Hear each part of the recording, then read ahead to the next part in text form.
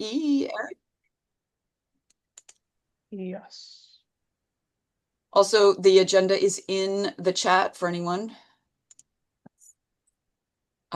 P, are you going to do the? Yes, I'm Okay, getting great. it up now. Thank you. Mhm. The San Francisco Department of Public Health staff acknowledges that we are on the unceded ancestral homeland of the Ramaytush Ohlone, who are the original inhabitants of the San Francisco Peninsula.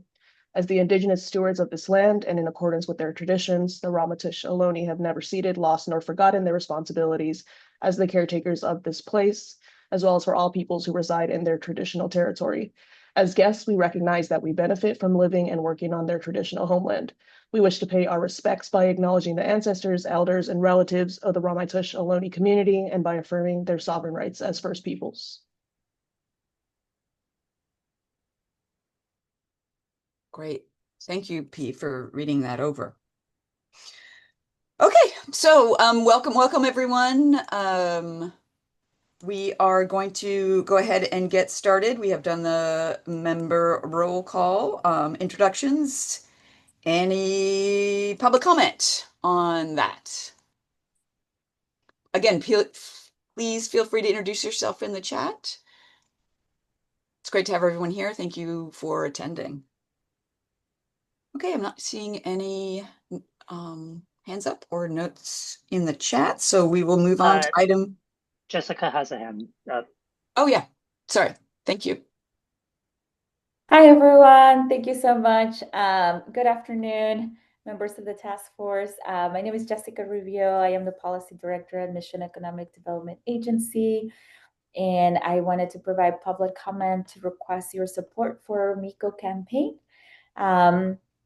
So I hate to interrupt you, Jessica, but we have to go through a couple items and then we'll get right back to you. Oh, okay. That was just public comment on that item. Oh, But hang on, we're going to get to sorry. you. We're going to Apologies get to on you. that. No, you're great. I really appreciate it. We'll get to you in just a minute. We have to do approval of minutes and then we open it up for general public comment. Cool. We'll be right with you. Okay, any other comments on the welcome? Okay, great. Let's get into item number 4, which is the approval of minutes. Great. Can you see the meeting minutes on the screen? Yeah, thank you. Perfect. Okay.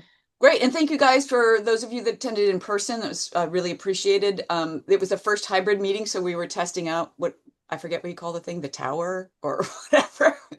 But we'll get better at actually being able to see from Zoom and from in person. So we'll work that out for next time. But really appreciate Katie and the Project Open Hand team for their location.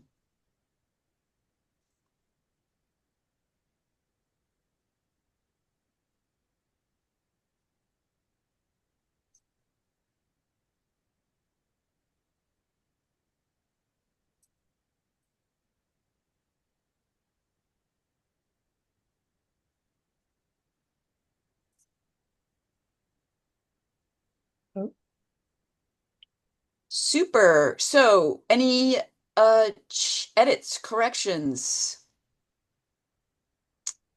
on the minutes? Okay, I am not seeing any hands up, and I am not seeing any notes in the chat. So, do I have a motion to approve the minutes as they are? Motion to approve. Thank you, Chester. It has been moved. Do I have a second? I can second. Katie, was that Katie seconding that? Yeah, I can second. Great. Fantastic. All in favor, please raise your hand. It's for Food Security Task Force members.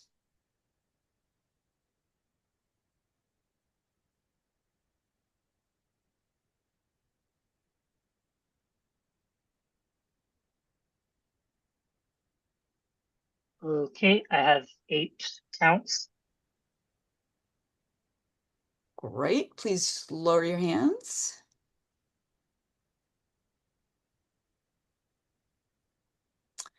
Any abstentions? Hey, Cece, this is Michelle. I abstain. Great, thank you.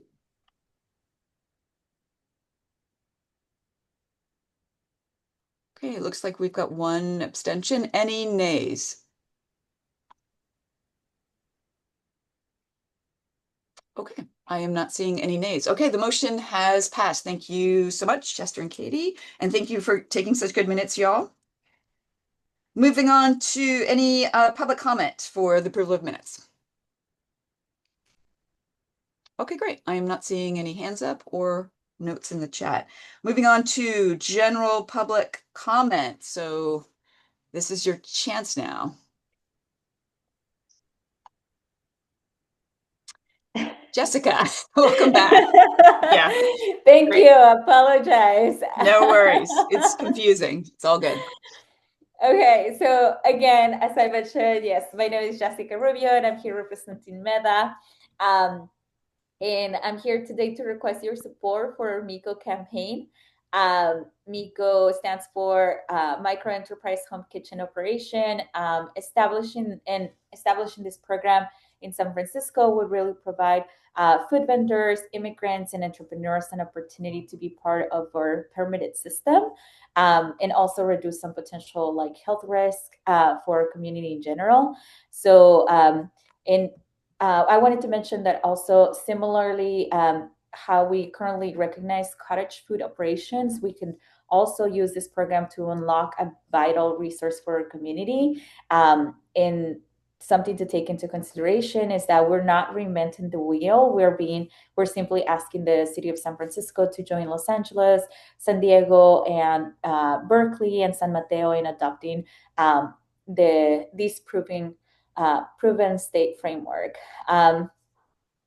The Food Security Task Force understands better than anyone that access to affordable, culturally relevant food is a cornerstone of health.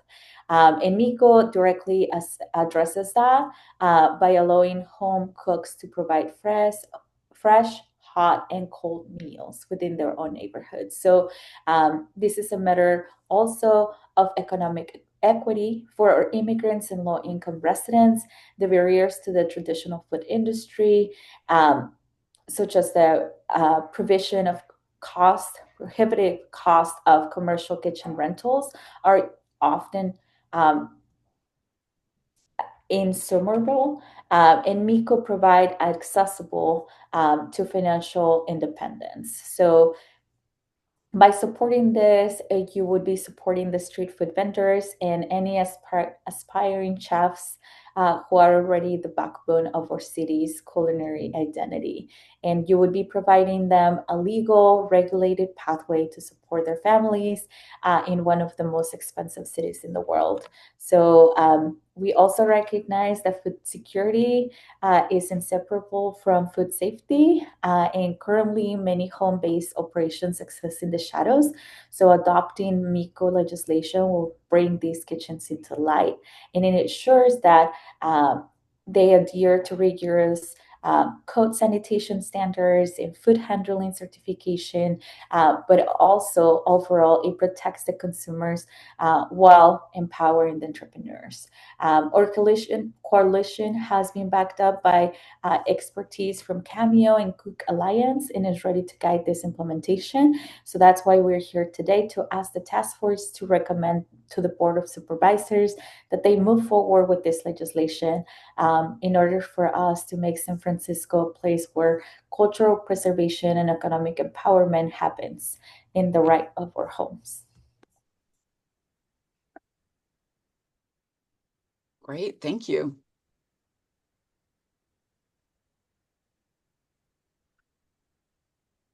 Thank you for that comment. Katie. Thanks, Jessica. Is there some reference materials that you can include just to include some information about the program? Oh, yeah, definitely. What's the best way to include that information? I can email it to Cece or... Yeah, you can do that, or you can, or to P or Eric.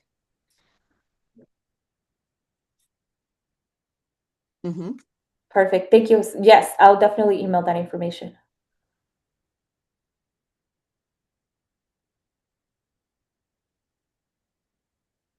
Thank you. Other questions, other public comment?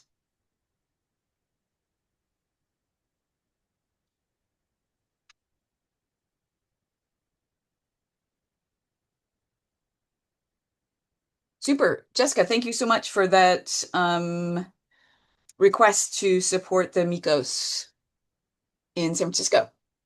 Appreciate it.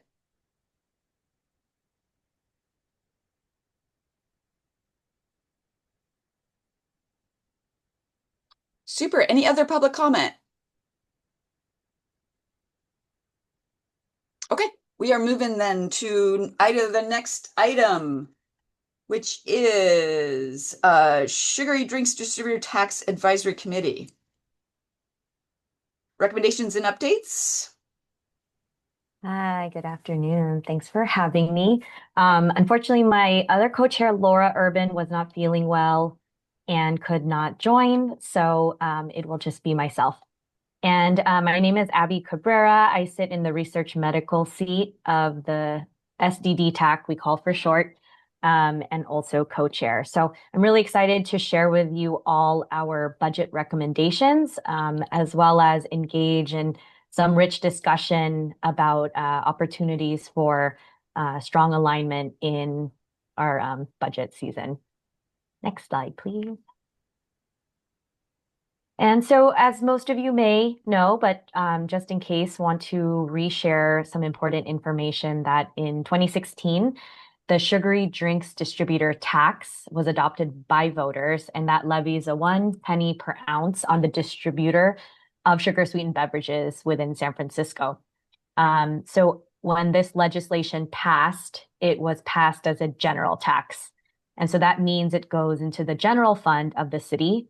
And since 2018, when there is funds that go into the general fund, 22% of the revenue, it goes towards set-asides that support various allocations throughout the city. So with that, we have our formed committee. We do not make direct allocations, but instead we make recommendations to the mayor and board of supervisors on how the revenue from the tax goes back into the community. But it was the intent and will of the voters that the soda tax revenue be reinvested into communities most targeted by the beverage industry. And this is our 16 committee members, some of which are here today. I saw Michelle, Saida, Chester, P. We currently have a vacant seat in C3, which is health equity. I'm not sure if the application is still open, but reach out to Melinda Martin or check out the website if you know somebody who would be interested. But again, along with the passage of the soda tax revenue, the voters created a 16-seat advisory committee who make recommendations on how soda tax should be spent and monitor the impact of the tax. And so we have evaluations every year. And then again, we are intentionally, reflecting San Francisco's diverse communities with community and city agency seats. We balance grassroots and institutional voices. So the committee has made recommendations on over $85 million over the years. Fortunately, our recommendations were allocated and directed to communities most impacted by nutrition-sensitive chronic diseases and targeted by the sugary drinks industry. And of course, our work is community-informed, data-driven, evidence-based, and transparent. The last couple of years, we've seen a big shakeup, meaning that the allocated amounts are staggeringly different from the recommendations we make. So for this current fiscal cycle, we are making recommendations on approximately $11,370,000.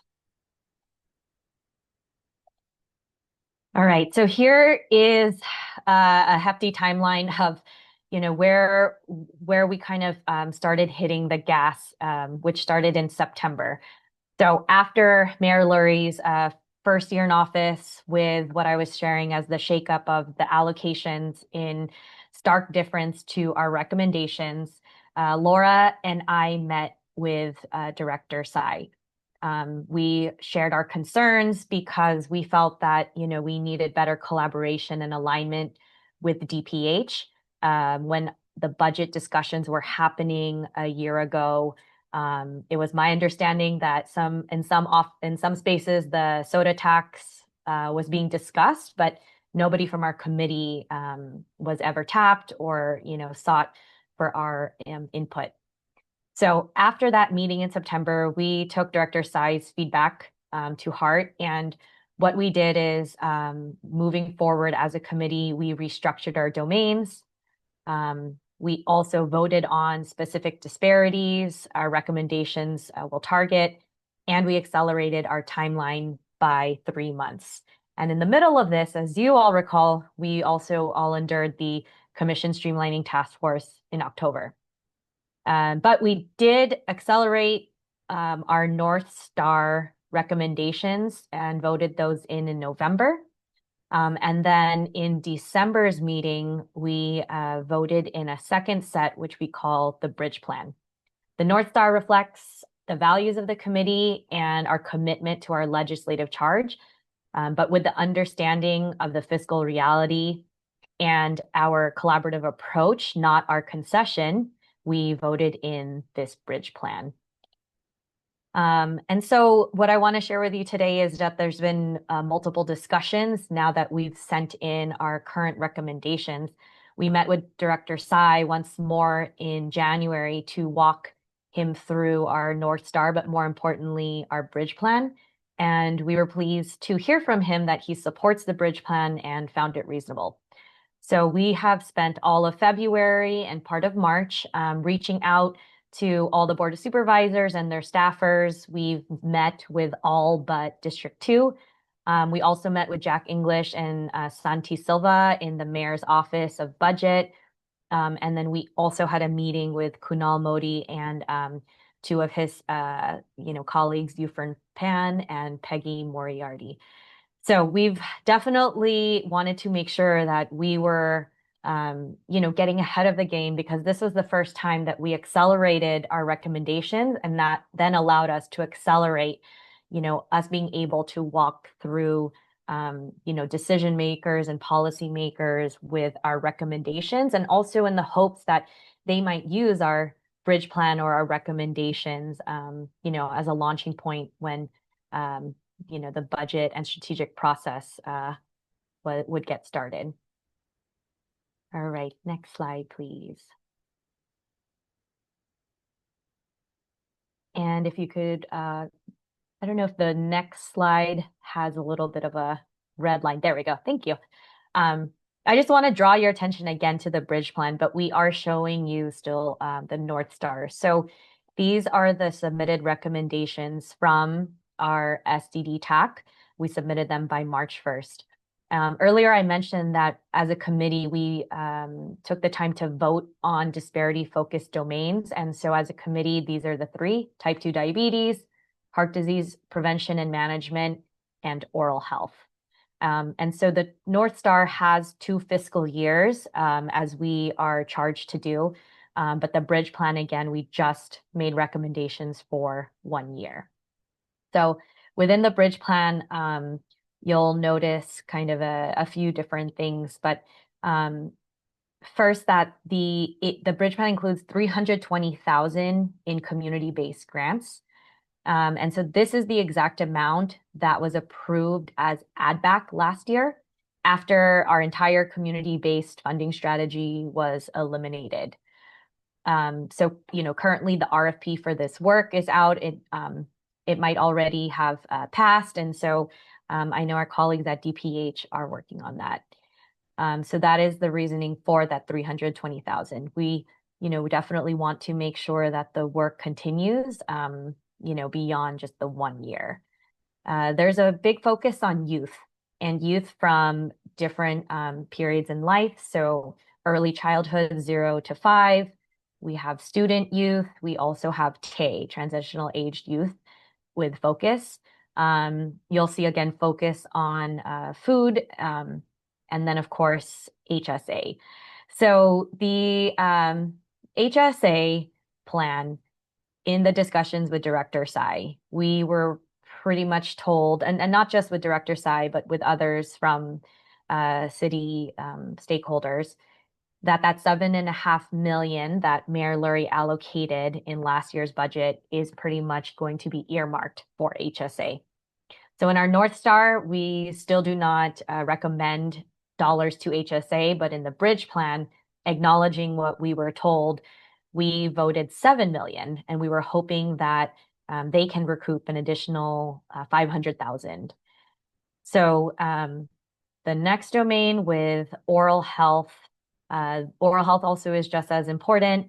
And so we are continuing to make the recommendations for school-based screenings and the 3 oral health task forces that were in Chinatown, the Mission, and the Bayview. So that is the second box within oral health. Those unfortunately have not been allocated funding in the last 2 years. And prior to that, every year, they were solely funded by soda tax revenue. And recently, we were told some data that in the last 2 years, unfortunately, the consents that are received in order for our students to receive the sealants reduced from 60% to 30%. So our oral health task forces really were on the ground working with parents in our different neighborhoods to obtain those consent forms, and the consent forms can lead to that free sealant program. So that's some information that we're continuing to share with the different policymakers, board of supervisors, and their staff.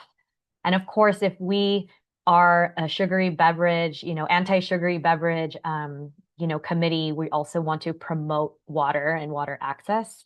So you'll see that at the bottom. So this was our set of recommendations that were voted in and that were shared with all those folks, but also submitted to the mayor.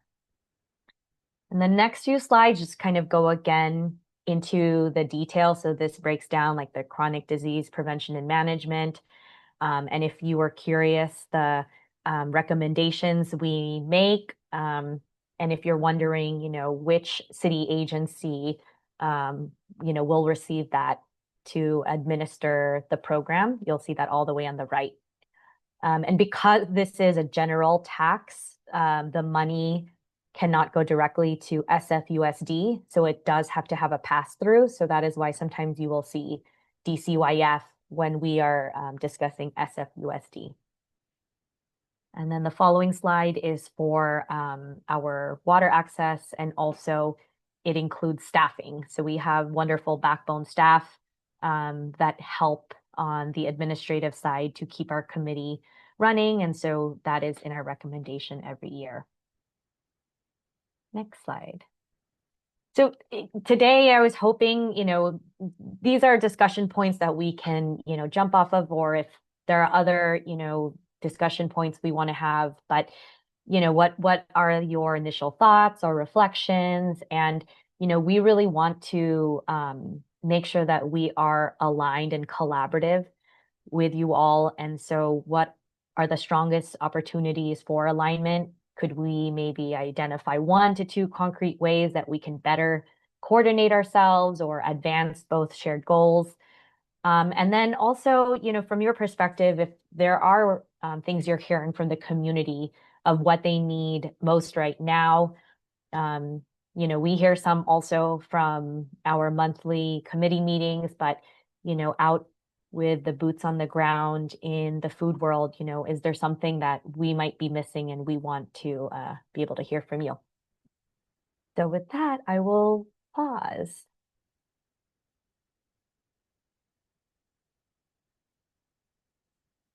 Thank you so much for that presentation. I have a couple questions before we get into the comments. Is that okay, Abby? Absolutely. And then I want to open it up to Food Security Task Force members, of course, as well. So the line items that are directly related to food security and possibly food justice, there's the healthy food access for the peace parks that was 300K down to 100K.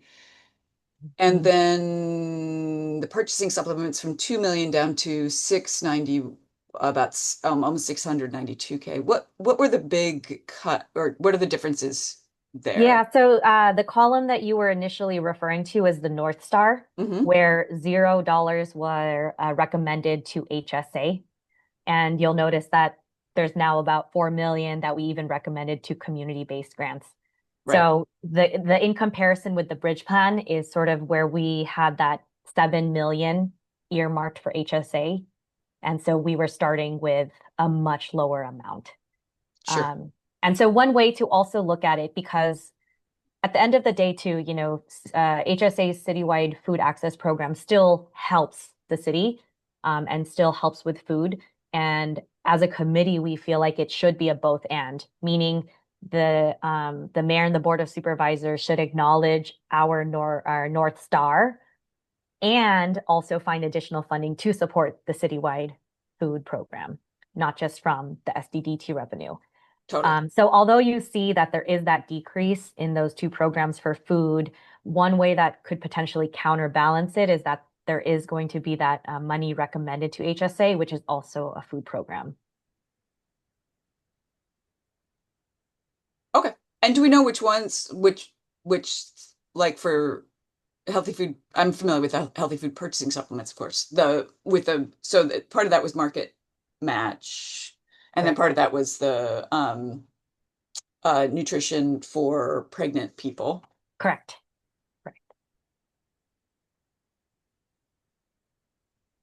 So I think, you know, for me, I just, it might be a lot to take in because there are a lot of numbers that are floating around. But the biggest message is that, you know, for this second year that we're working with Mayor Lurie and their office, is that we're really trying to work closely with their team, but make sure that they also understand our 16 committee members and the voices we share from the community really want to support community-based grants. Yes, Anne.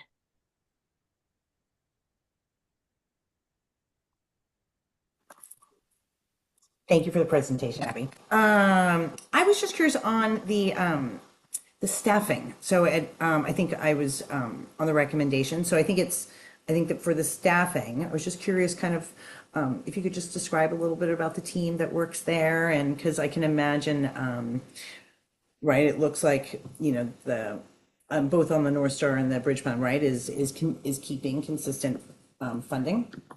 Yes, so for staffing, you know, we have Melinda Martin, Marianne Zito, Kim Wong out of DPH. You know, I think P and Eric have also joined in on that division, but the staffing is the backbone to help keep the committee running. Because the 16 of us, this is a non-paid, you know, advisory committee, and so we need somebody to help.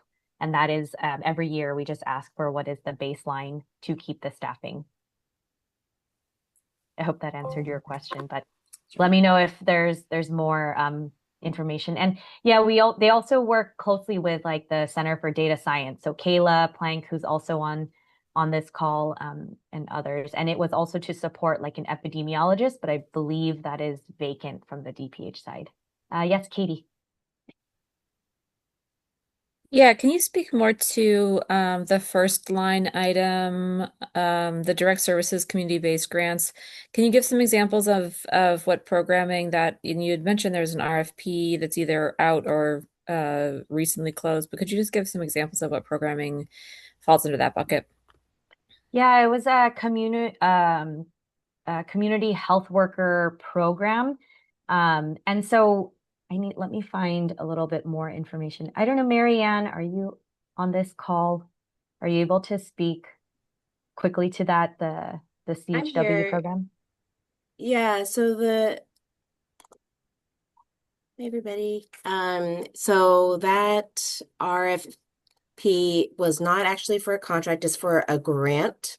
So it's an RFGA and that has closed. And it was to pilot a CHW pathway program to draw down CalAIM benefits. And so I can't speak to. The funding notification has not gone out, but it's in process right now.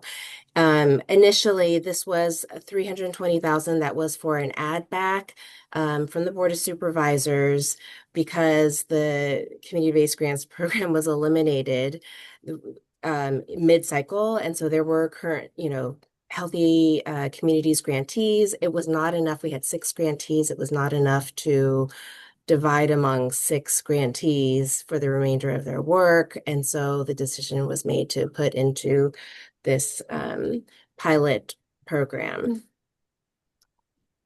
Yeah, I think I the can- biggest message, oh, sorry, was just that, as a committee, we recommended over $4 million in community-based grants to have, to give us the ability to fund multiple community-based organizations. But, Mayor Lurie allocated 0. And after a lot of advocacy, public comment, the Board of Supervisors did add back that 320,000. And so then Mary Ann just shared sort of the reasoning. Gotcha. Thank you. Mm-hmm. And that money went technically to CFAT, to HSA. Yes. You mean the money that was diverted from the community-based grants, correct? Yes. Yeah. So I've been serving on this committee since 2021. And the first time we saw HSA enter the allocations was Mayor Breed's last year, her final year. She allocated about $5 million into HSA. And then last year with Mayor Lurie's first year, he allocated 7.5 for the next 2 fiscal years.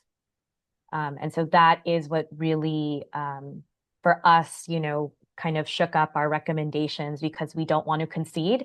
As a committee, we do not recommend into HSA, but that's why we have the bridge plan in an attempt to align with them, but also are still promoting our North Star. Yeah. And I think, maybe my other questions are, and if we don't have the answer right now, but if you all want to think about this, are there concrete and what are maybe concrete ways, 1 or 2 ways that the task force and the committee can support each other? There's already a lot of overlap, having P here, having Michelle, Saida, Chester, and all your voices that are uplifted through, other committee members. But what are other opportunities that anybody would like to propose or, messages that we share as we continue to advocate for food, for community, for water, for oral health, for our youth?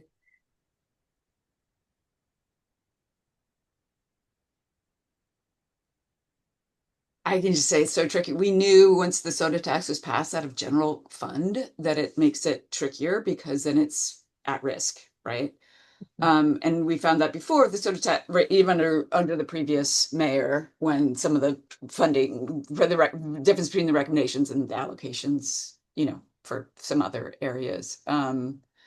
So yeah, it's tricky, right? To try to maintain this the recommendations. This budget year is crazy. Yeah. So Every year, everyone tells us it's getting crazier, it's feeling crazier, but one maybe small angle I always try to remind the Board of Supervisors or any of the policymakers is that, without the soda tax, and the soda tax would not have been passed without community, we wouldn't have this additional revenue. If we're in this deficit, we're grateful that we have this revenue. And so it was the community that really was at the core of being able to pass this. And again, it did go through the general tax, but there was that promise of reinvestment. And so, as a committee, we're just going to continue also tracking, our recommendations in comparison to what the mayor allocates. And try to use that information as some leverage points when we're advocating for, when we hear some of Mayor Lurie's officers say, like Kunal Modi, well, we want to hear from community. We want to hear from community. And we keep letting them know, like, the committee and beyond is community, and the community are speaking out, but you're not listening to community. So, I feel like maybe that is another opportune moment because we've been able to make inlays with Kunal Modi, and Kunal sits in a seat that was newly created by Mayor Lurie. If we have an opportunity to have any follow-up meetings, like perhaps we can invite, some of you from the task force so we can just really, look to see what their policy, plans are. And yes, Anne.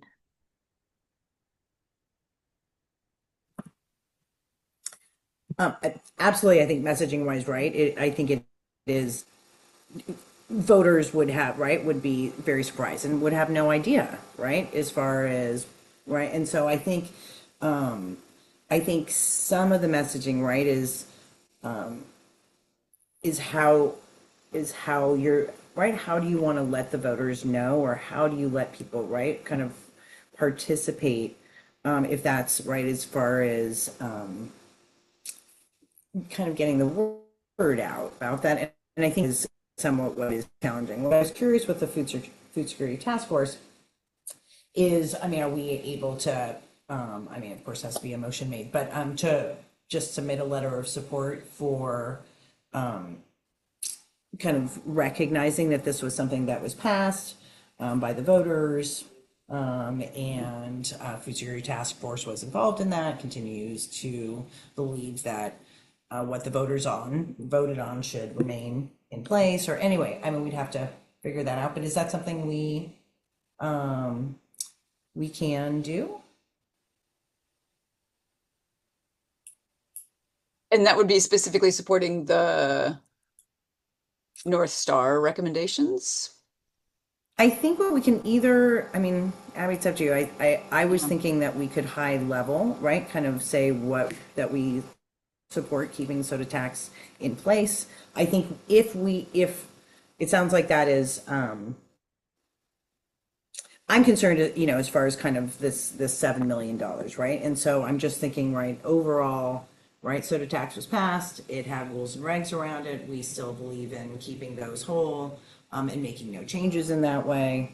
And so I wonder if just kind of overall we could write that, kind of put that together.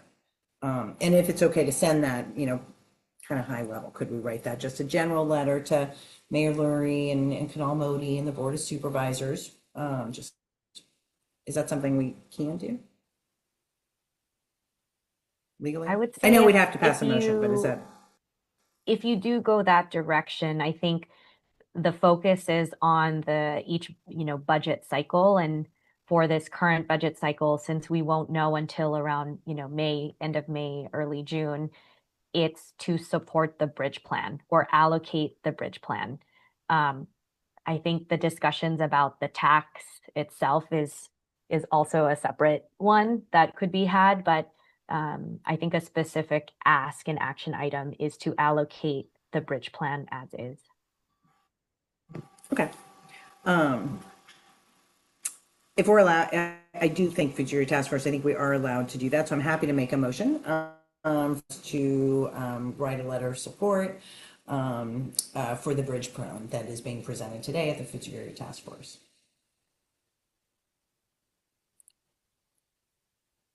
Yeah, along with other welcoming messaging that probably needs to go along with that letter, but those are kind of the intention of what the letter would be. Happy to make a motion for that.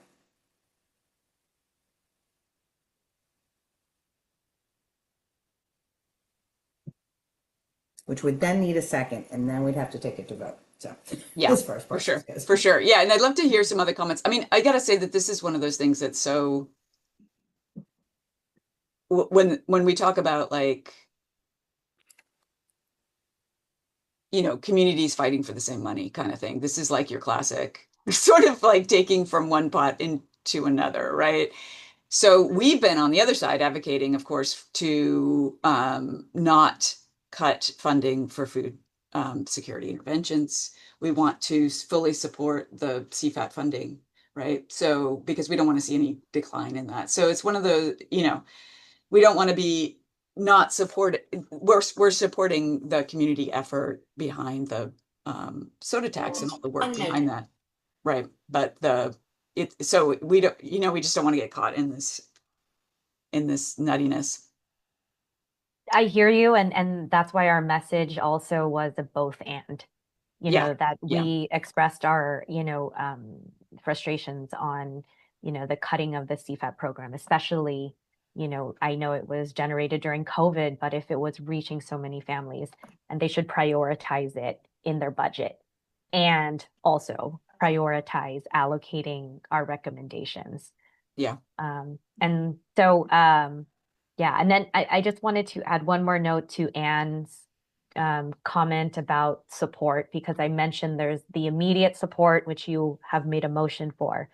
And then there's this sort of larger support with policy implications. And I just wanted to share that we've started, and in the next couple of years, there's going to be opportunities for coalition building and a tax coalition building. So trying to explore a dedicated soda tax and trying to explore possibly a tax that is 1 cent dedicated, 1 cent into general.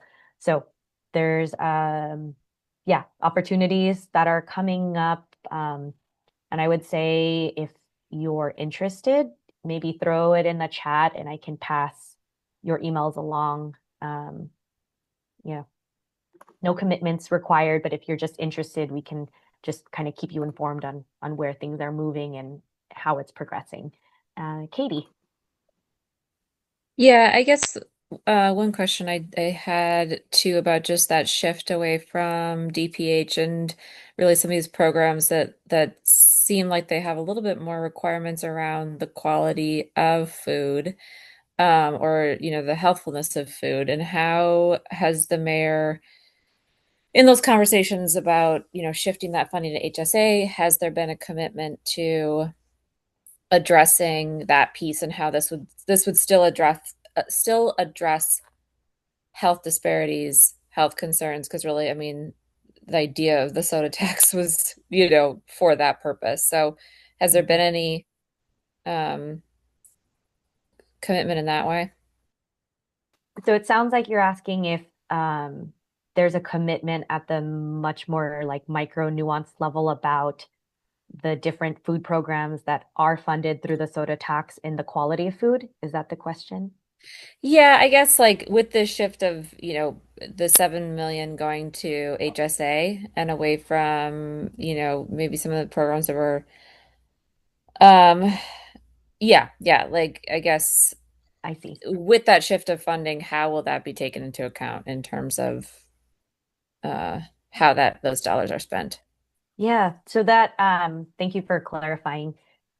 Specifically, when the money first went to HSA and to this day, we were told that that amount just goes into their full budget. It does not go into any specific program or Got it. hiring any specific folks. And it will support all of HSA's programs, but more specifically, aimed at the citywide food access. So there's no commitment in the sense of from Yeah. HSA, like the type of food, but of course they do share with us, all the, fresh fruits and vegetables that they have. But I think for the money specifically, it's just going into their baseline budget. If that is correct, Mary Ann, can you nod? Because I think that was on par. Okay, perfect. Thanks. We've tried working with them to see if we can, get specifics, but that's the way that the what we were told the money was filtering into HSA. And so annually we have Cindy Lynn and sometimes it's with another colleague just present to our soda tax committee on, the food access programs and the reach and some of the numbers. But other than that, I think they contribute to the evaluation, which Kim Wong, who's one of the backbone staff, develops and manages.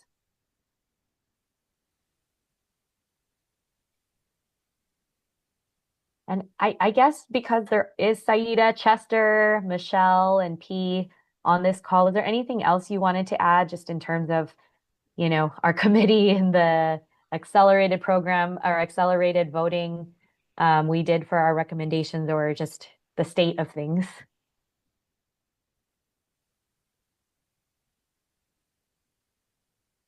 No, Abby, I think you covered most of it. Thanks, Chester. Yeah, I think what I would say, and I think it goes along with what Sissy was saying, that um, maybe competing for same dollars type of thing, that I feel that all of the work that the committee has put in terms of coming up with the bridge plan, coming up with the North Star, that we continue to show flexibility.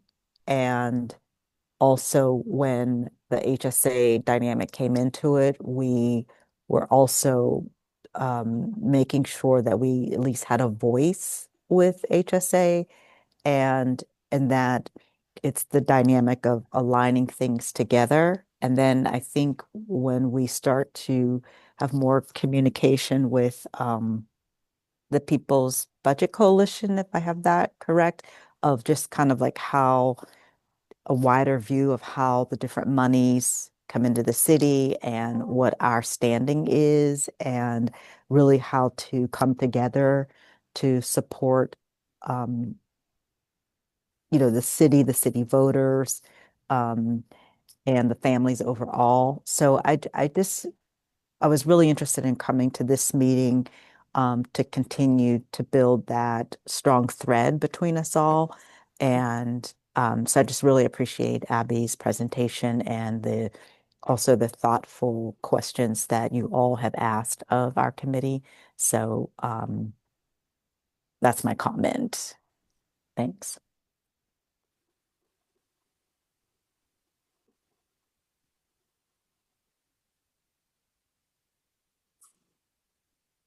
I know we're running out of time on this agenda item. So there has been a motion put out that by Anne. Anne, do you still you want to continue that motion? Are you? No, Are you I don't actually think we have a voting? second, so no worries.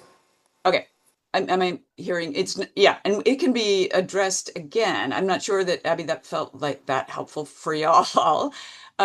We are, I mean, I think I think standing together around, let's be clear about the soda tax, super important, super important around, the health of the city, and we want to support the community input into the budget processes that we feel like I mean, I'm speaking for myself now, but I feel like oftentimes we support in the Food Security Task Force that importance of community led actions. So I can say, I mean, I'm delighted to see that it was not recommended to be eliminated. So, or what was it going to be? I think connected with us from the Committee on Committees, that you guys are still a standalone committee, which is great, and continue to make recommendations. And as Saida said, showing flexibility. So we really appreciate that. Is there any other things you can think of before we wrap that can help support you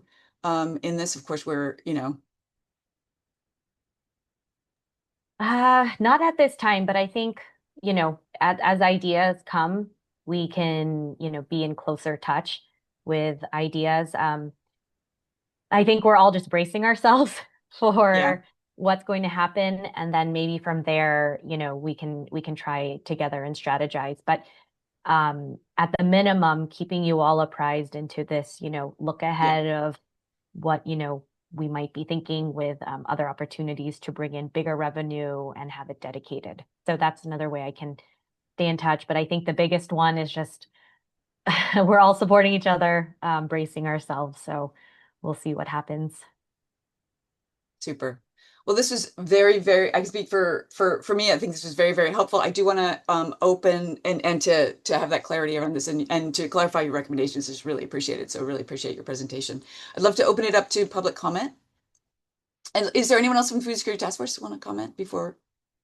Okay, I'm not seeing that. Oh, public comment then.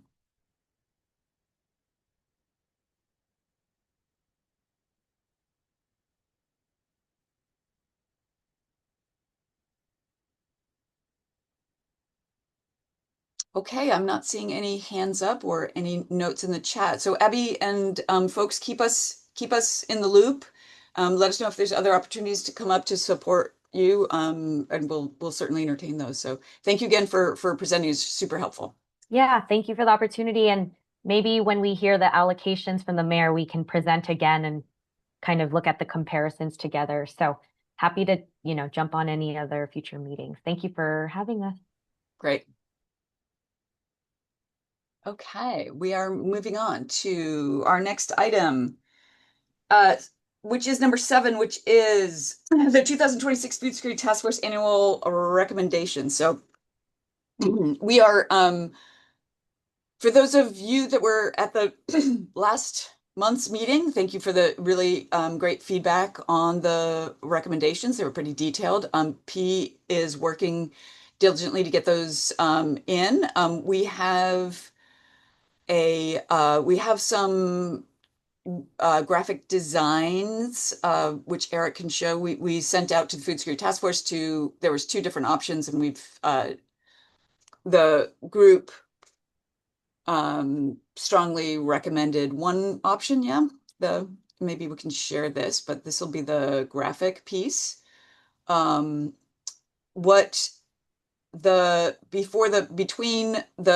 We presented a couple times the recommendations, so we're not going to go through that whole thing again, right?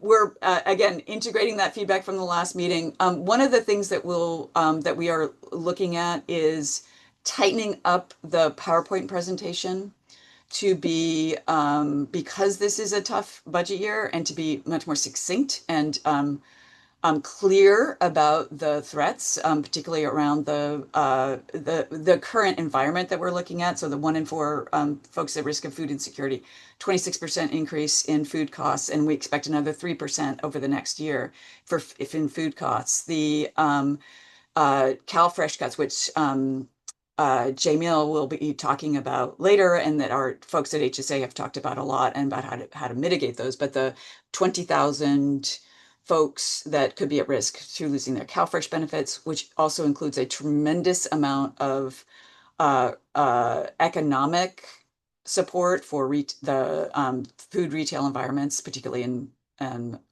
neighborhoods that have the highest concentration of low-income people. So we'll be just really really taking a lot of that feedback. There was some feedback too about like how to show that, like what a small income is if you get cuts, or if Medicaid cuts, that's even smaller pie that you're working from, so that we can really illustrate this in a better way. So working on that behind the scenes. Want to take the opportunity, because it did come up, and one of the things that we talked about from the feedback from last time was looking at aligning with the mayoral priorities, and some of those being the break the cycle. We have that mentioned in the recommendations, and also supporting those programs that double up on the economic support, which is again why you want to really continue SNAP as much as you can, as well as other programs that might support economic retail. And also this MECOS is really interesting. We can talk more about it another time, but I saw their presentation at the FACTS Summit. It stands for, these are micro kitchens. These are people being able to cook out of their own house, that can save a lot of money instead of trying to rent a kitchen and do that. It is super interesting that so many other counties have this, but San Francisco does not. And it's cost neutral in the sense that the revenues, mostly, or it tends to be cost neutral, because the permits often cover the cost of those permits, often cover the health department doing those home inspections. But we might want to consider adding that as just a support for MECOS in those recommendations. So that's where we're at. What did I miss, P, or did I miss anything? So Eric, can you show the graphic design, and then I'll open it up for a comment on this piece. And again, we're getting closer to getting us completed. Okay. I think you all might have seen this already, but this is what it's going to look like.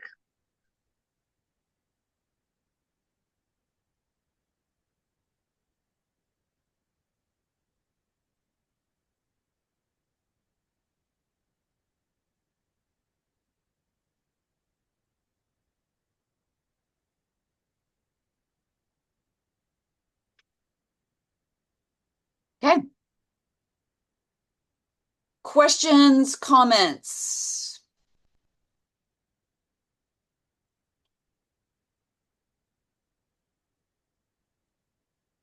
How many pages, Eric? We are aiming for the same as last year, so 6 pages of content, and then probably 8 pages total, which includes the cover page and then the final page that lists out all the members.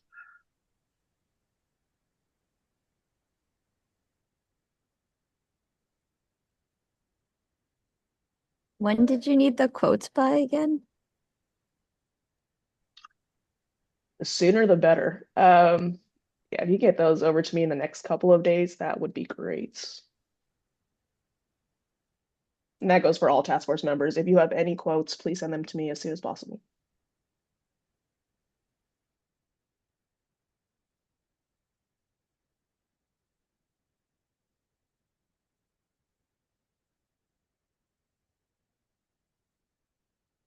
Great.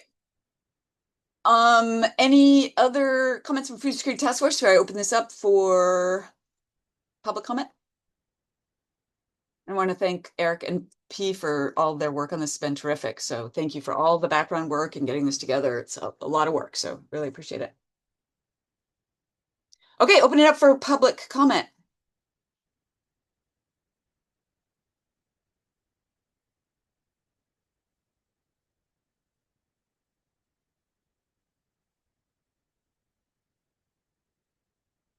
Super. Okay. Great. So next steps is we finish packaging these recommendations. We are recommending to do the same process as last year, which instead of we are going to be instead of individual meetings with the Board of Supervisors, it's usually the aides, the supervisor aides. We're gonna we run a couple different Zooms with a number of aides together, and we'll probably cluster them by different districts.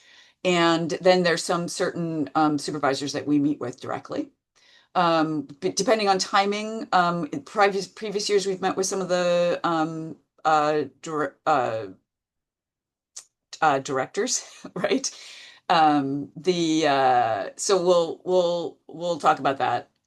They have and so for next time we'll also talk about our next meeting. We can talk about the whole budget process, right? Again, and follow through on the next steps for how we socialize and distribute these recommendations.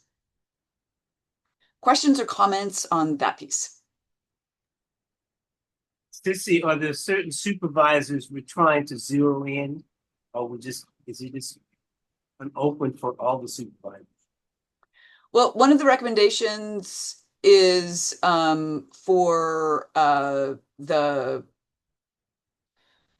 centralized coordination around the Food Security Task Force, but also the reauthorization of the task force. So we'll definitely want to zoom in on some of those supervisors that have already been willing to reauthorize the task force.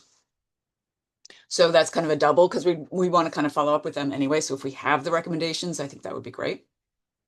Do you have any other recommendations for supervisors we should zoom in on?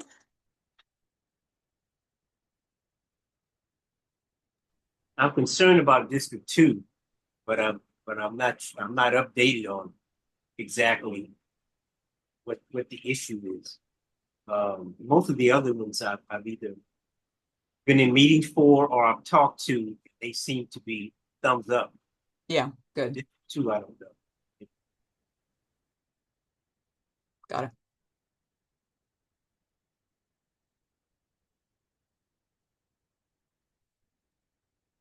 Okay, any other public comment on that last piece? Last comments before we wrap up this section?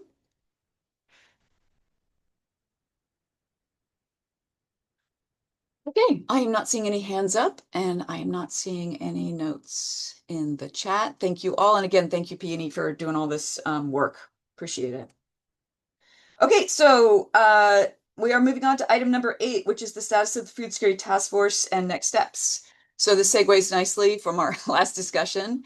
For the latest updates are that members of the San Francisco Marin Food Bank and I were able to meet with Peggy Moriarty from the mayor's office to discuss the centralized food coordination and strong community advisory board.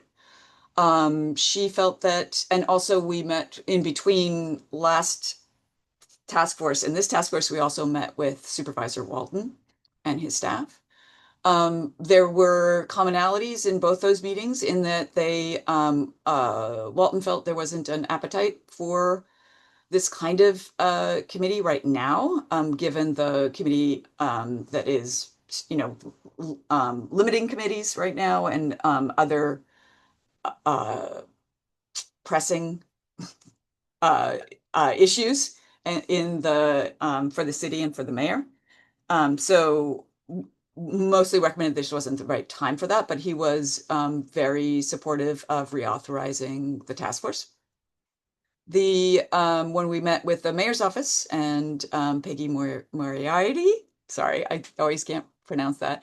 She also said it wasn't the best time. That felt like that it was something they were interested in. They were not looking at the mayor's office at this time as the central coordination and possibly HSA. And that they're very interested to know and to chat more about the Community Advisory Board, and really to really look at this as a longer term process over the next year and a half. So that's where we are. So the idea is what we're hearing is not now. It's the short answer. And in the meantime, there is seeming support from a number of supervisors to continue the food security task force. In the meantime, for those of us that were at the FACTS Summit, Susie Smith from HSA did present that HSA is going, I don't know the exact language there, so but maybe a coordinating entity around food security in San Francisco. I have not had the chance to follow up with Susie Smith. It is possible that it aligns with what the mayor's office said, which is like looking into this situation over the next year and a half, and that HSA might be that lead coordinator. But more to come on that when we get a chance to follow up. Does anyone have any more information or want to, for those of you that were in some of those meetings with either Walton or Peggy from the mayor's office?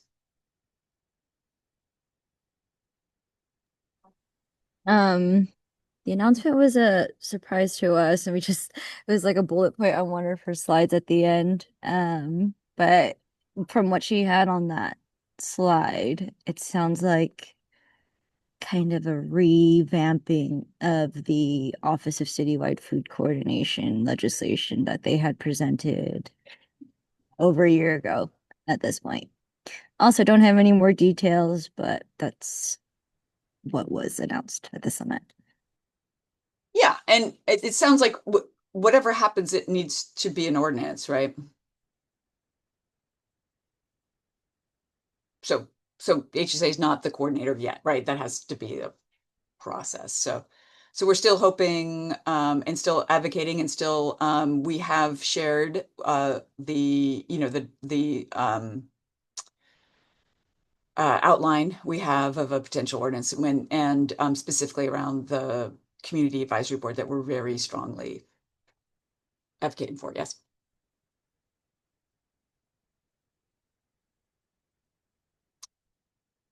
Comments on that?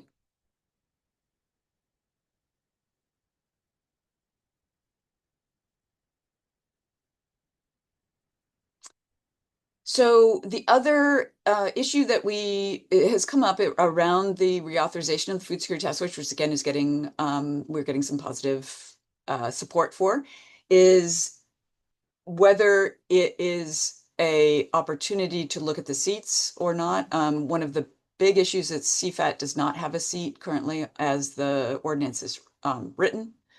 So do we want to look at make some minor changes to some of those seats moving forward? We're still looking into what that would take in terms of, we talked about proposing the ordinances really as is, to make it simple and just add 3 years. And that would be the easiest way to get it through, but it might be, if we're waiting a year and a half or so for a potential ordinance for an office to come in, it might be better. We might want to look at those seats at this time and ensure that we might want to make some small changes. Thoughts on that?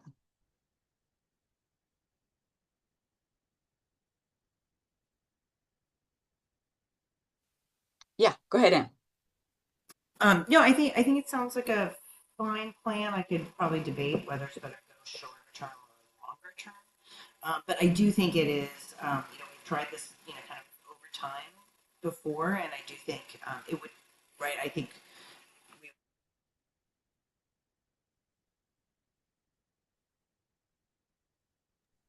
Is she frozen? Yeah. Oh.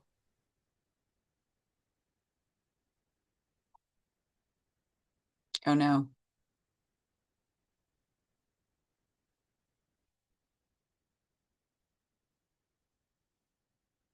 Shoot. We lost you there, and we lost you after that you do think it's good over time, and then you froze.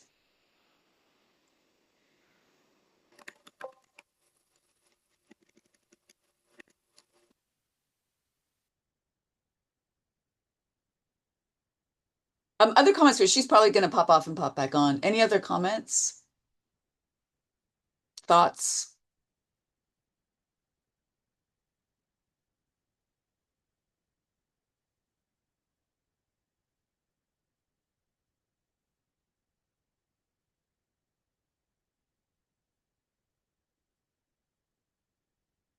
Okay. I'm gonna open this up for public comment.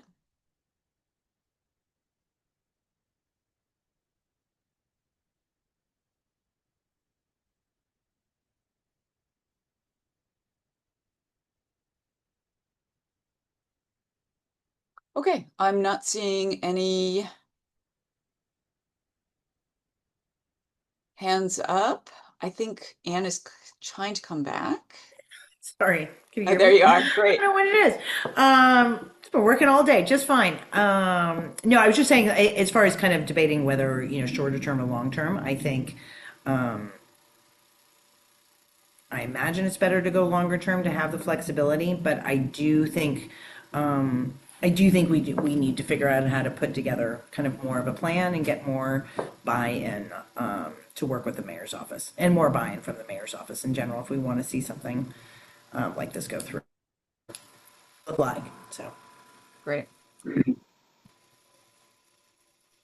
Yeah, sounds good. It sounds like we're just getting a longer runway on this. And in the meantime, we will work, and we have to work fairly quickly with the Board of Supervisors to reauthorize the task force because we're scheduled for July 1st. So want to make sure we're trying to get that ordinance in while we can. So we'll follow up with Walton's office and Chan's office also, right? That also wanted to. Yeah, Chen's office. Chen's, thank you. And see if we can get that rolling. And also trying to figure out what it takes to make any changes to the seats.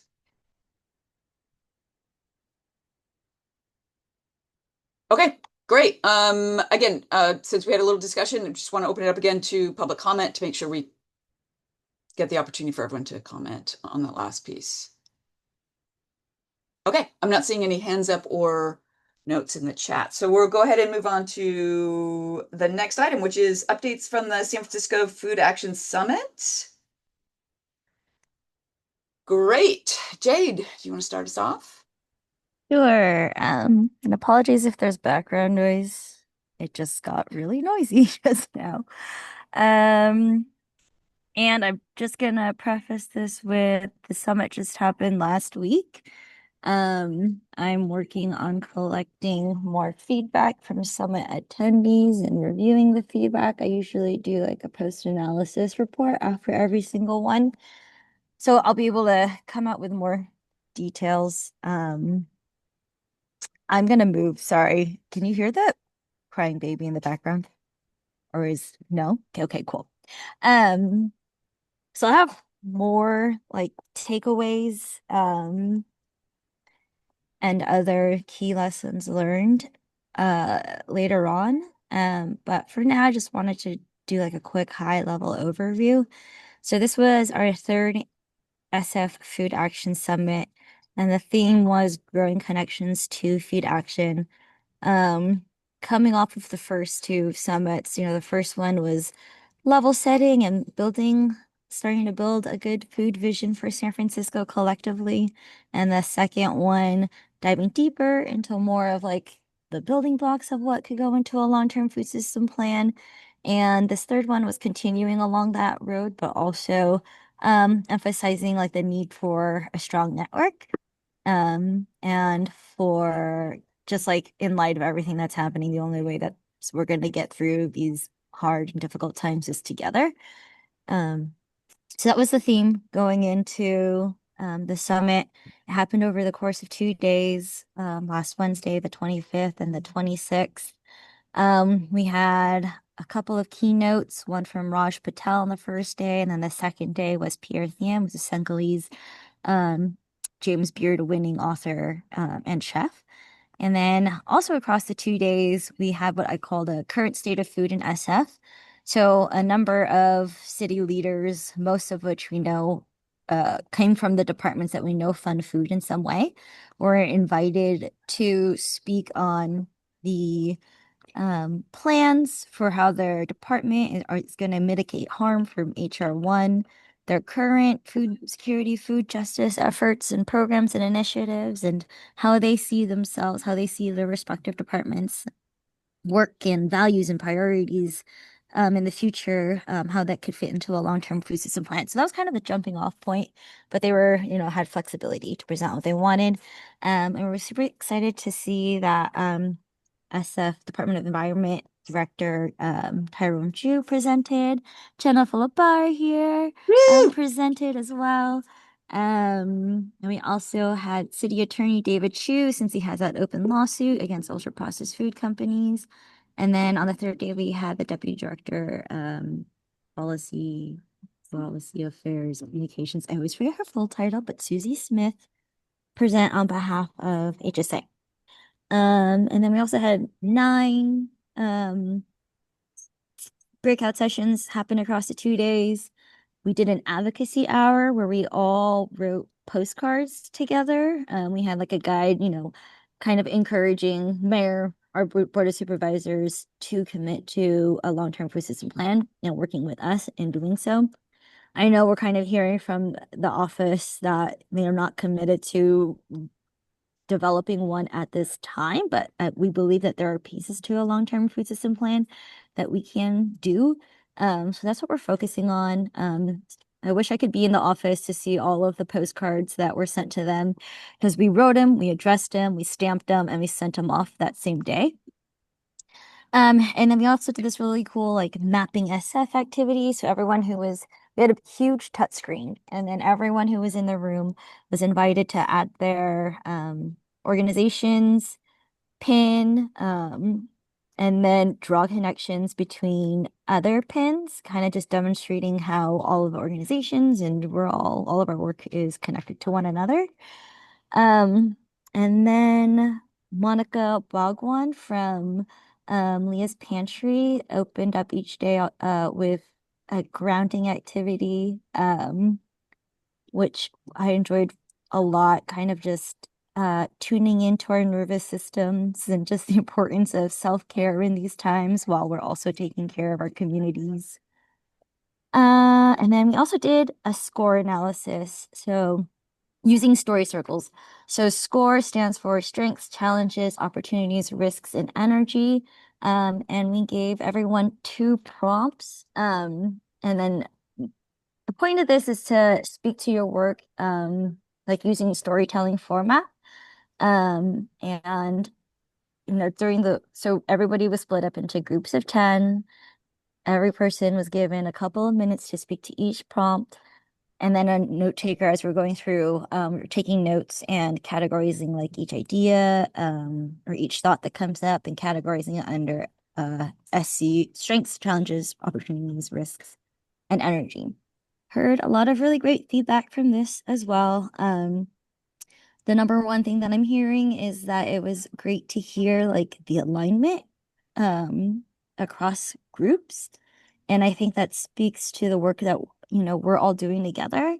Alaska Flight 3417 service. Sorry, hold on.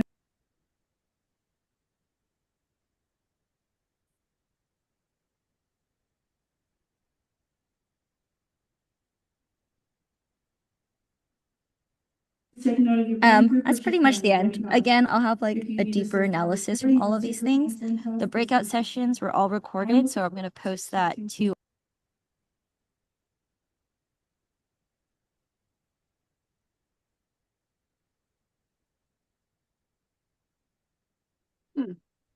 Jade, do you know you're on mute? I'm still here. My bad. I thought someone muted me. Yeah. So I was like, okay, I'll wait for this announcement to pass. So everything is going to be posted to our website as soon as I have it. I got the photos. I'm waiting for the videos. And then the session recordings. And post-summit report will all be posted to our website soon. And just like definitely like after this summit, I was like kind of toying with the idea of like, do we do this every other year? Just because it's a lot of work. But like this year, I think like half the attendees this was like their first summit attending. So I think it just, it was great to have that new energy. And I think it was just like, made me feel more motivated to keep this summit going. So it'll definitely be a 4th one.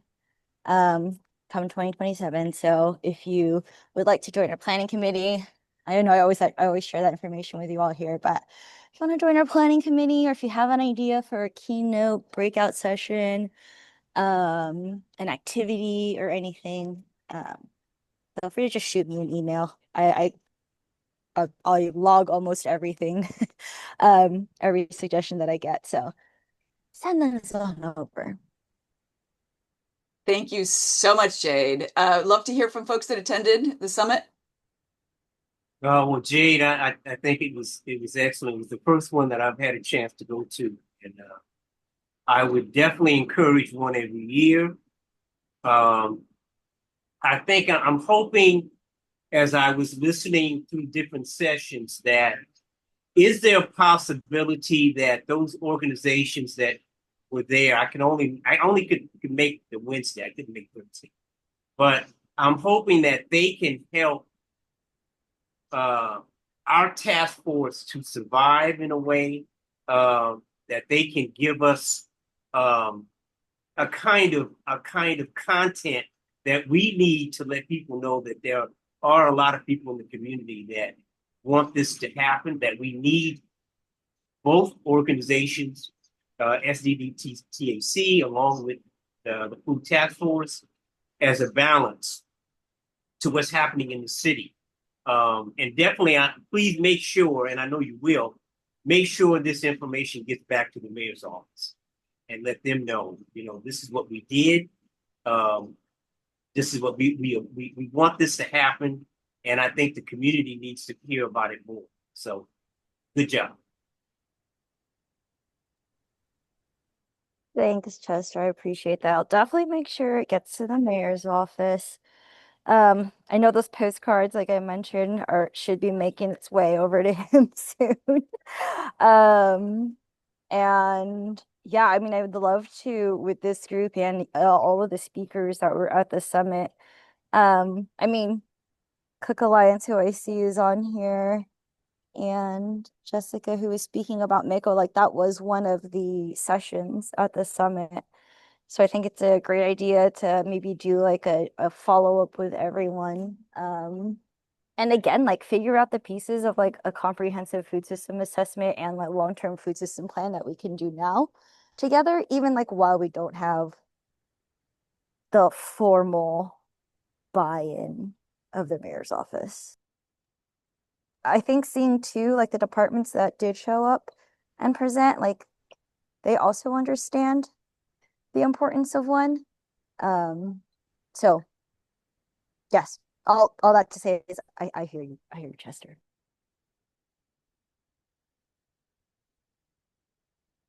Yeah, I was there. Just want to say it was fantastic. Jade did an incredible job.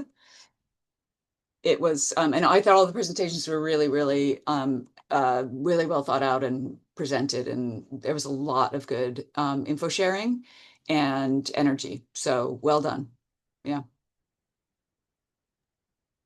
Thank you. I will always say it's not just me. There's a whole team. So Yeah. thank you. Well, thank you, all of Vax. Any other comments? I'm going to open it up for public comment.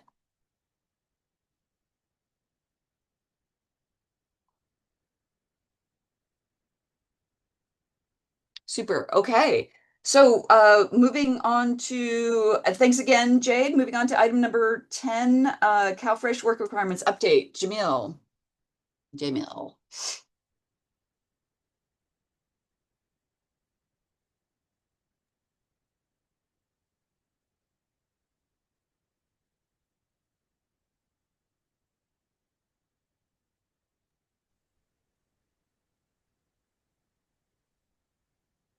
I don't think we can hear you, but you're not muted.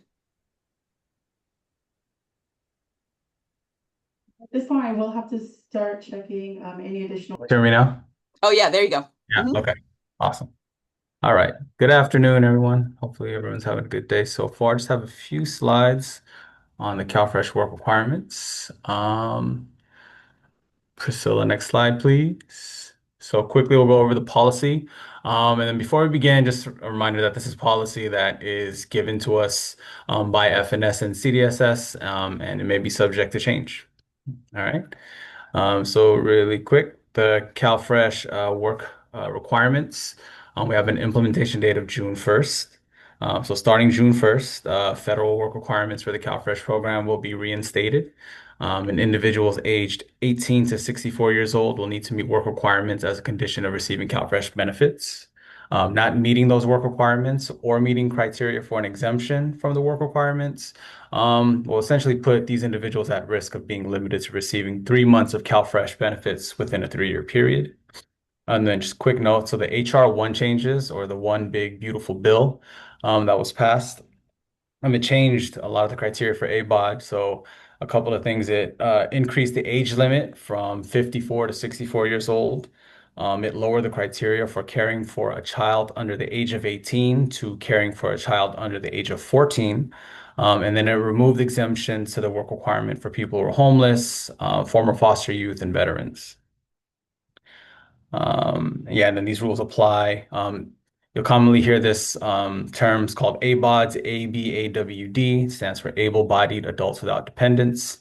And then these are folks who are, again, age 18 to 64 years old, are physically able to work and don't care for a child under 14 years of age. So again, this is the group that's going to be subject to the CalFresh work requirement. And then earlier you heard me talk about a 3-year period. So in California, that 3-year period is known as a statewide clock. That period is from January 26th through December 2028. So that's that three-year period where someone is only eligible or may only be eligible for 3 months of benefits. And after December 2028, that clock, quote unquote, resets and then starts again on January 2029. All right, next slide, please. So these are the exemptions. Oh no, sorry. These are the work requirements for CalFresh. So one of the requirements, or you can meet the work requirements by doing one of the following. one or more of the following, really. If you work 20 hours per week or 80 hours per month, or if you volunteer or perform community service for 20 hours per week or 80 hours per month, or if you participate in a qualifying employment training program, again, for 20 hours per week or 80 hours per month. You can also participate in San Francisco Human Services Agency work fair, and then that changes the work requirement a little bit. It is dependent upon household's CalFresh benefit amount. So the example here is if your CalFresh benefit amount is $250 per month, what we'll do is we'll divide that by the San Francisco minimum wage, which is $19, or around $19, and that'll equal to 13 hours per month of workfare someone will have to complete, and will help them meet the work requirement for that household. All right, so it's a little different for folks that use workfare to meet the work requirement. And then I did mention that the implementation date is June 1st, but it will not go into effect for all households at the same time. So for new applicants who submit an application to us on June 1st, these work rules will go into effect for them. All right. But for ongoing households, the work requirements will go into effect at their next recertification. So an example that we have here is if a person applies and is approved for CalFresh in January 2026, and they're assigned a 12-month certification period, that person or that household will not be subject to the HR1 screening and rules until their next recertification month in December 2026. So what we do is we'll process their recertification, and if it turns out they don't have any exemptions and they're required to meet the work requirement, that work rule starts for them on January 2027. All right, next slide, please. And then really want quickly go into, hey, Priscilla, do we skip a slide on the exemptions? Go up one. Let me know if you see it. Can you go up one, please? Go back. Yeah, there we go. This one? Yeah, that one. Okay. Sorry. Skipped over this slide. So these are the exemptions from the work requirement.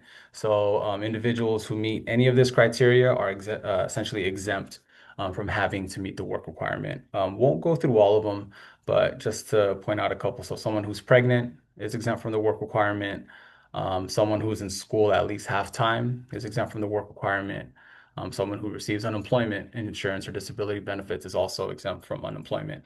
And then someone participating regularly in a substance treatment program is one. And then folks who are physically or mentally unfit to work based on the interview will also be exempt from the workfare requirement. All right. And then, so that's the policy, and just quickly wanted to go into the client impact, the estimates, right? So approximately 19,300 clients are likely going to be subject to the work requirement and unlikely to qualify for an exemption. This is about 18% of the San Francisco CalFresh caseload.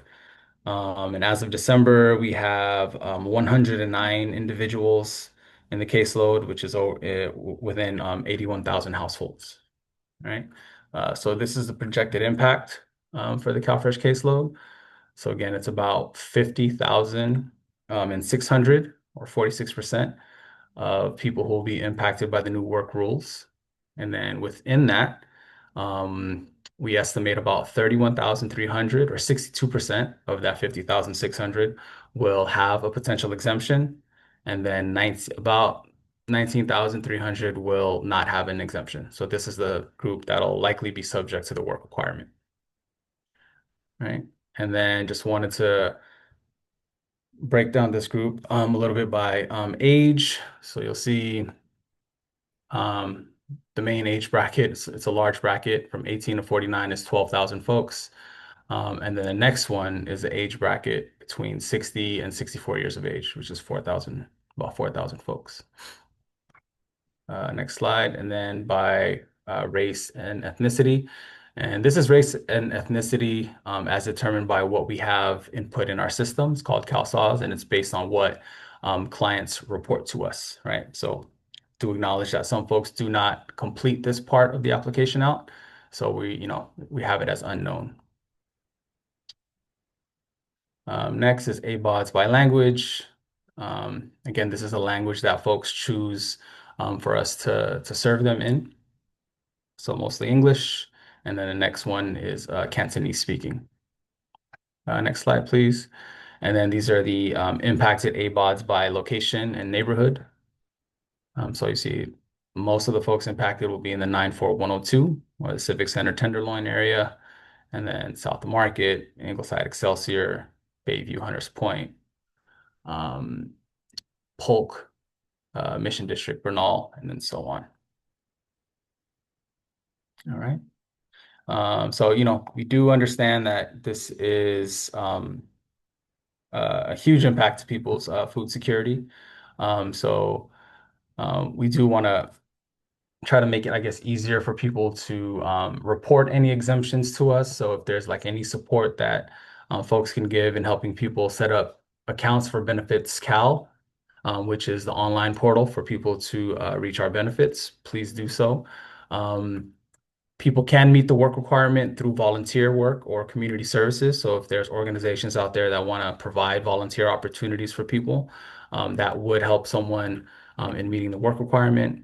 And then, if the community can help share accurate information, we do keep our website updated pretty regularly. And we do have a quarterly newsletter that we send out quarterly. And that's it. Happy to answer any questions that folks may have.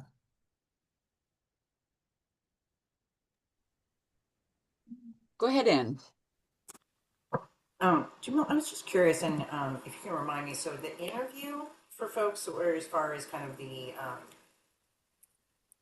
physical and physically or mentally unfit to work, what is that interview like as compared to, right? Because I'm imagining, right, people in SSI, right, still automatically will still, right, receive CalFresh and not be subject to the work requirement. So I was just curious what that interview is like. Yeah, so the interview, so for anytime someone applies for CalFresh or someone completes a recertification, there is an interview component. Again, this is outside of the ABOD context. There's an interview that's required and people need to complete. So during that interview, county staff are kind of allowed to just kind of observe, right? Observe and like kind of jot down and see if people are either physically or mentally unfit for work. And then through that observation, county staff have the ability to grant an exemption. Yeah. Okay. Thank you so much for that breakdown. It's really helpful to look at who actually is impacted. I know that we presented this number before, but I can't remember exactly what it was. It was like the amount of benefit loss, at least like something like 65. It's like a tremendous amount of money, right? That will not be spent in food from, yeah. Yeah, I don't have those numbers exactly, but yeah, you're right. I mean, if the 19,000 or so folks at some point within the next 3 years lose eligibility, yeah, that is a significantly less amount of money spent on food locally, right? So, yeah. Katie. Yeah, you had mentioned on your slide the community partnerships about volunteer opportunities. Did you say do you post them like on your website, or are you kind of or how should we get you those that information if we do have those opportunities at our organizations? I think, yeah, you can reach out to me and then I can kind of connect you with our workforce, like our work group. I know we are working with the mayor's office of trying to create a resource of things like volunteer opportunities for people to view and be able to access and get assistance in meeting the work requirement. But yeah, you can reach out to me first, Katie.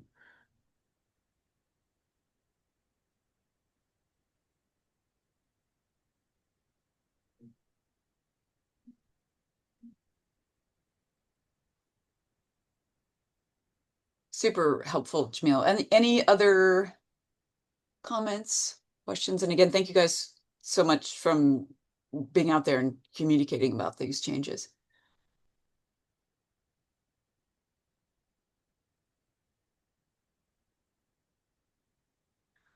Okay, opening up for public comment.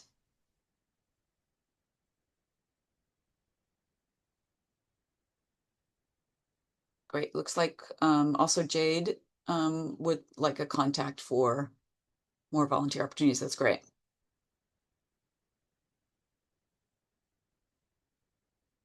Okay, I'm not seeing any hands up or notes in the chat. Super. Okay, great. Thank you so much for that update.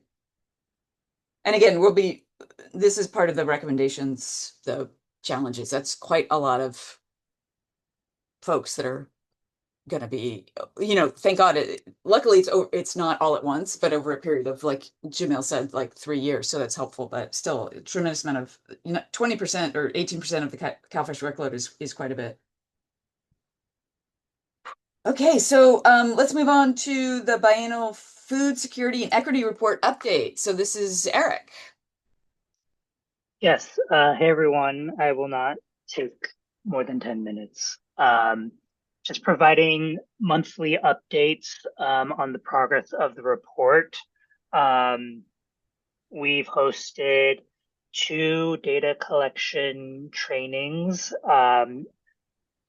and we recorded it and I sent it out. So that's complete, but we're also hosting office hours every Tuesday from 1 to 2, and those are completely optional for you to just drop in on from now until June 3rd. So if you need help or have questions around data collection and submission, please hop onto that. You can also feel free to email me and Kayla Plank, who is with Center for Data Science. That's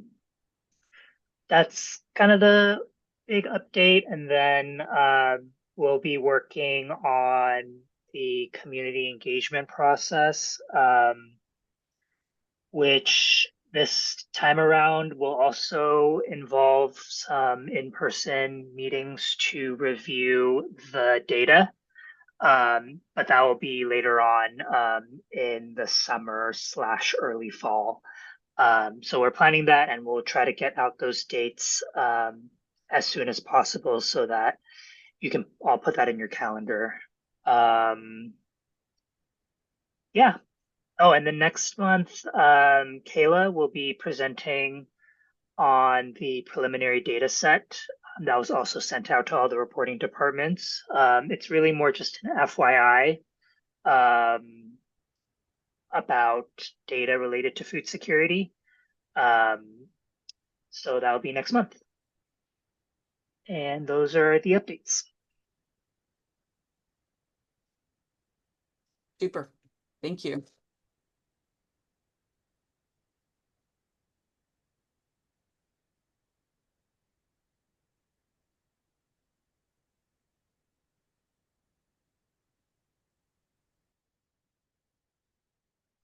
Questions, comments?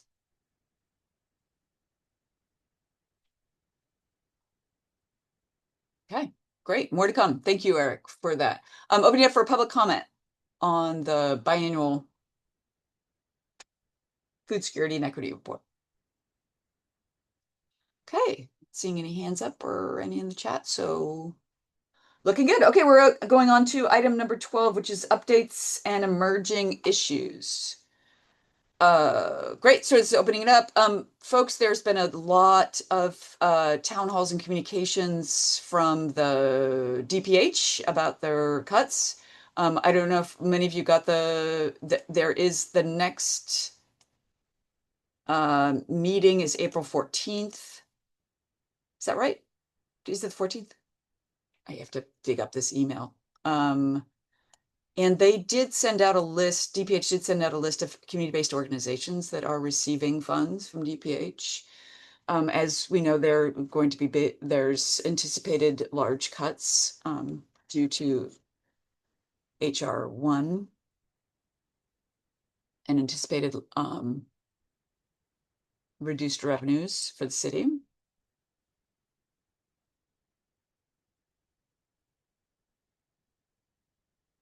So, yeah, want to make sure that people know about that one. April 16th. Thank you so much, Daniela. Appreciate it.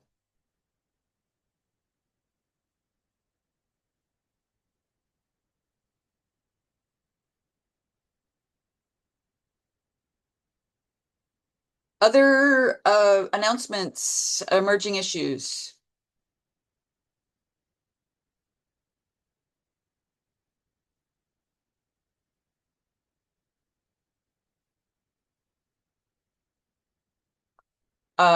Jay just put in the savemarketmatch.org. There is a number of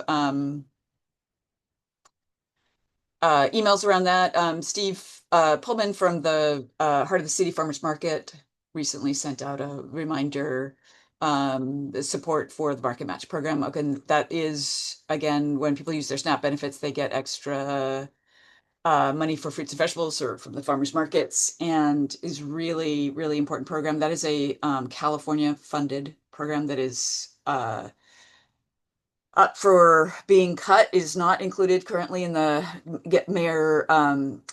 Governor Gavin Newsom did not include that in the budget, so there's some big concerns about that. We are trying to we're hoping to look in and find out what the exact impact that might be on San Francisco. The footprint that if again, losing SNAP, losing Market Match, these are big impacts from national and state level. So we'll try to be following up on that. Does anyone have any idea of that? Okay, we'll reach out to Steve from the Heart of the City, and also I think Ecology Center is working with them. So and I also want to clarify, is that cuts for this next year or the following year?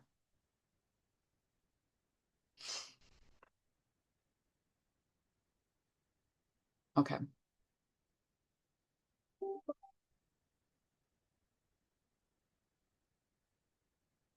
Other updates, emerging issues.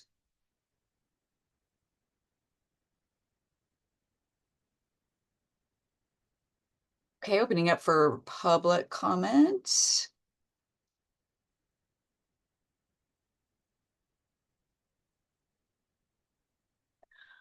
Okay, great. I'm not seeing any hands up or any notes in the chat. Thank you guys so much. Food Security Task Force members, you might be getting some information between now and the next meeting, just depending on how we are moving forward with the recommendations. But otherwise, hang in there, everybody. Thank you all for joining. Appreciate it. And thank you all for presenters. And we shall see you all next month if we don't chat before then.